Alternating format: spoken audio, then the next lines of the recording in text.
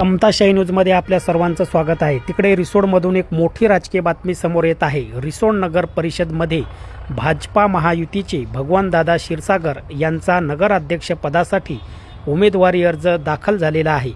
यावेळी भाजपा खासदार अनुप धोत्रे, भाजपा ज्येष्ठ नेते अनंतराव देशमुख, विधान परिषद आमदार भावनाताई गवळी यांच्या उपस्थितीमध्ये रिसोड नगर परिषदमध्ये भाजपा महायुतीचे अधिकृत उमेदवार भगवानदादा क्षीरसागर यांचा नगराध्यक्ष पदासाठी उमेदवारी अर्ज दाखल झालेला आहे। रिसोड नगर परिषद येथे भाजपा महायुतीचे अधिकृत उमेदवार म्हणून हा अर्ज दाखल झालेला आहे। मात्र जिल्ह्यात कुठेही भाजपा महायुतीचे अधिकृत उमेदवार हे जाहीर झालेले नाहीत। मात्र येणाऱ्या 1-2 दिवसांमध्ये अधिकृत उमेदवार हे जाहीर होतात का हे पाहणे देखील अत्यंत गरजेचे आहे। समताशाही न्यूज रिसोडवरून प्रवीण पट्टे बहादूर।